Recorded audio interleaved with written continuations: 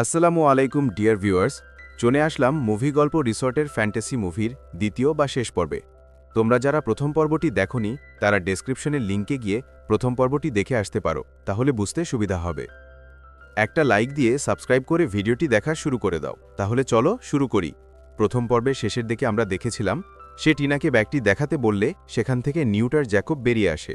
ওদেরকে দেখেই হেড আদেশ দেয় এই তিনজনকে জেলে পাঠানোর। এরপর প্রথমে ওদেরকে জিজ্ঞাসাবাদ করার জন্য নিয়ে যাওয়া হয়। সেখানে তাদের সামনে গ্রেভিস উপস্থিত ছিল।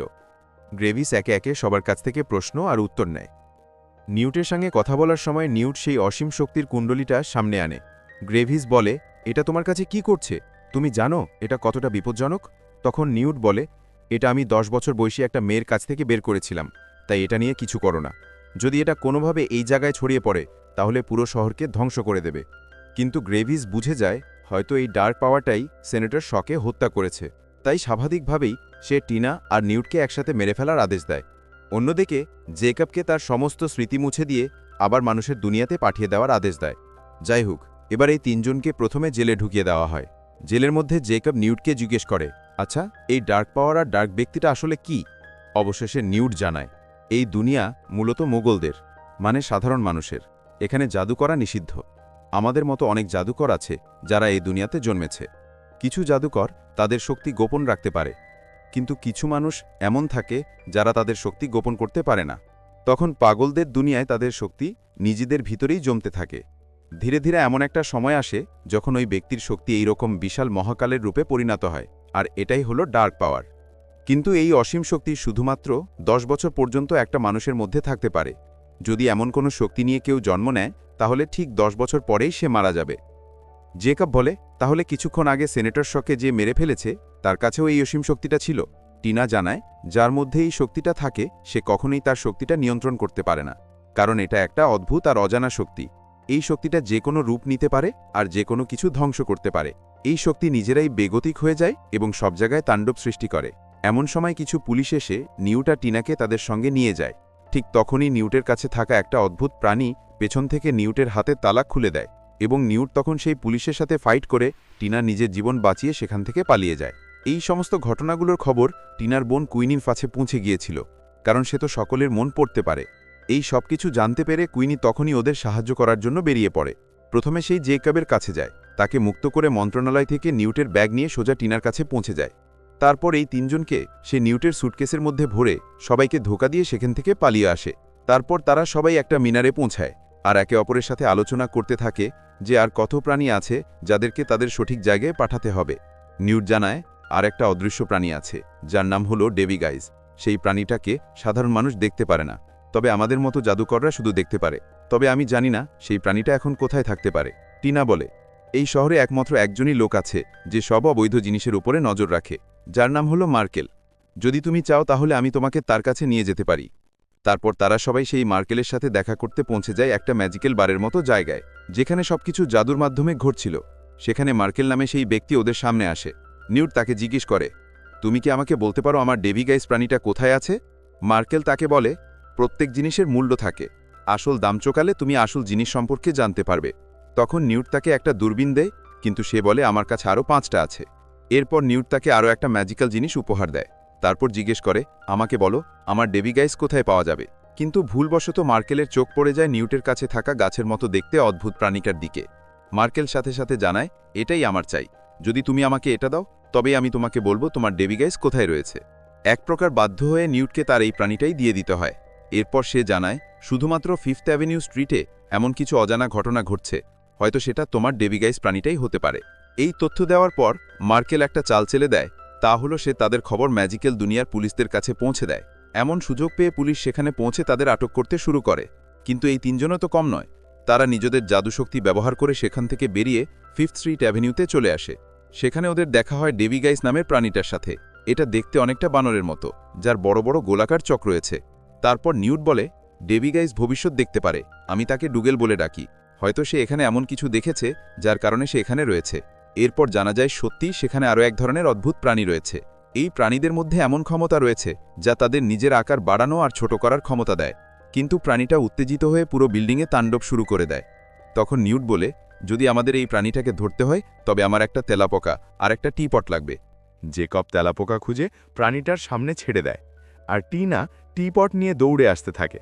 যখনই তেলাপোকা টিপটের মধ্যে ঢুকে যায়, ঠিক তখনই বিশাল প্রাণীটাও ছোট হয়ে তেলাপোকাটাকে ধরতে টিপটের মধ্যে ঢুকে যায়। অন্যদিকে ওরা সবাই মিলে প্রাণীগুলোকে আবার স্যুটকেসের মধ্যে রাখতে ভিতরে ঢুকে যায়। সেখানে কুইনি বারবার শুধু জেকবের মন পড়ছিল। তখনই সে একটা ছবি দেখতে পায়। ছবিটা ছিল লিটা নামে একটা মেয়ের। সে জিজ্ঞেস করে, এই মেয়েটা কে? নিউট বলে, তারা স্কুলে খুব ভালো বন্ধু ছিল। জেকব বলে, আমিও জাদু শিখতে চাই। আমেরিকাতে কোনো উইজার্ড স্কুল আছে কি? কুইনি জানায়, হ্যাঁ, অ্যালভার মোইনি নামের একটা স্কুল আছে। তখন নিউট বলে, হগওয়ার্টসের মতো কোনো স্কুল এই পৃথিবীতে আর নেই। অন্যদিকে গ্রেভসের সন্দেহ হতে থাকে ক্রেডেন্স নামের সেই লোকের প্রতি। সে সরাসরি তার কাছে পৌঁছে যায়। সে বলে, আমি জানি যার ভেতরে প্রচণ্ড শক্তি থাকে সে 10 বছরের বেশি বাঁচতে পারে না। তোমার বোনের বয়স এখন 8 বছর। তোমার বোনের ভেতরেই সেই ডার্ক শক্তি আছে। গ্রেভস তাকে সত্যি কথাটা স্বীকার করার জন্য অনেক জোর করতে থাকে, কিন্তু দেখা যায় তার বোন নয়, বরং ক্রেডেন্সের মধ্যেই ডার্ক শক্তি রয়েছে। তার এত ভয়ঙ্কর শক্তি দেখে গ্রেভস তাকে বলে, তুমি যদি নিজের ওপর নিয়ন্ত্রণ রাখতে পারো তাহলে আমরা চাইলে পুরো পৃথিবী জয় করতে পারি, শুধু আমাদের একসাথে হতে হবে। কিন্তু ততক্ষণে ক্রেডেন্স তার পুরোপুরি নিজের নিয়ন্ত্রণ হারিয়ে ফেলেছিল। সে পুরো শহরকে ধ্বংস করতে শুরু করে দেয়। এই সকল ইনফরমেশন ততক্ষণে জাদু মন্ত্রণালয়ের কাছে পৌঁছে গিয়েছিল। সাথে সাথে তারা অনেক জাদুকরকে ক্রেডেন্সের পেছনে লাগিয়ে দেয়। এত দূর থেকেও নিউট আর টিনা সব বুঝতে পেরে তখনই গ্রেভেন্সের কাছে ছুটে যায়। কিন্তু টিনা আর গ্রেভেন্সের মধ্যে যুদ্ধ শুরু হয়ে যায়। গ্রেভস ছিল যথেষ্ট শক্তিশালী, তাই সে ওদেরকে পরাজিত করে একটা সাবওয়ে স্টেশনে পৌঁছে যায়। সেখানেই তার দেখা হয় ক্রেডেন্সের সঙ্গে। নিউট অনেক চেষ্টা করে গ্রেভসকে বোঝাতে, কারণ এই বিশাল রূপ নিয়ে সে পুরো শহরে ধ্বংস চালাচ্ছিল। কিন্তু গ্রেভস কোনো কথাই শুনতে চায় না। ঠিক তখনই সেখানে এসে পৌঁছায় টিনা। টিনার কথা শুনে মুহূর্তের জন্য ক্রেডেন্স শান্ত হয়ে যায়। কিন্তু ঠিক তখনই জাদু মন্ত্রণালয়ের সমস্ত উইজার্ড সেখানে চলে আসে। তারা এসেই ক্রেডেন্সের ওপর আক্রমণ শুরু করে দেয়। প্রথমে গ্রেভস সেখানে এসে বলে, তোমাদের কে এর ওপর আক্রমণ করার আদেশ দিয়েছে? তখন জাদু মন্ত্রণালয়ের হেড বলে, এই আদেশ আমি দিয়েছি। এর দায়িত্ব সম্পূর্ণ আমার কাঁধে। যদি ক্রেডেন্স বেঁচে থাকে তাহলে পুরো শহর ধ্বংস হয়ে যাবে। তারপর সব উইজার্ড একসাথে তাদের জাদুকাঠি দিয়ে ক্রেডেন্সের উপর একের পর এক আঘাত করতে থাকে। শেষ পর্যন্ত কালো ধোঁয়ার সঙ্গে ব্লাস্ট হয়ে ক্রেডেন্স সেখানেই মারা যায়। এই ঘটনা দেখে গ্রেভস প্রচণ্ড রেগে যায় আর বলে, তোমাদের এই জোর জবরদস্তি আমার উপর চলবে না। না তো তোমাদের কোনো ন্যায় আছে, না তো কোনো আইন আছে। তাই আমি তোমাদের চাকরি ছেড়ে দিচ্ছি আর এখান থেকে চলে যাচ্ছি। ঠিক তখনই তার এই কথা শুনে জাদু মন্ত্রণালয়ের হেড আরও বেশি রেগে যান। সে উইজার্ডদের আদেশ দেন, এখনই গ্রেভসকে গ্রেফতার করো, তার জাদুকাঠিটাও কেড়ে নাও। যখনই উইজার্ডরা তাকে ধরতে আসে, সাথে সাথে গ্রেভস নিজের জাদুশক্তির ব্যবহার শুরু করে দেয়। একদিকে সব উইজার্ড তার উপর আক্রমণ করছিল, আর অন্যদিকে সে একাই সবার আঘাত ঠেকিয়ে দিচ্ছিল। প্রথমে কেউই বুঝতে পারছিল না সে এত শক্তিশালী কিভাবে হলো। ঠিক তখনই নিউট তার সুইপিং ইভেল অর্থাৎ একটা জাদুর প্রাণীর সাহায্যে তার হাত ধরে ফেলে, আর টিনা তার জাদুকাঠিটা কেড়ে দেয়। এইভাবে গ্রেভসকে ধরে ফেলা হয়। ঠিক তখনই তার আসল চেহারা সামনে চলে আসে। সে আসলে গ্রেভস নয়, বরং পলিমরফাস পোষণ জাদু ব্যবহার করে সে নিজের রূপ পাল্টে রাখা আসল গ্রাইন্ড ওয়ালার্ড ছিল, যেই পুরো সময় জুড়ে হামলা চালাচ্ছিল আর শহরে ত্রাস সৃষ্টি করছিল।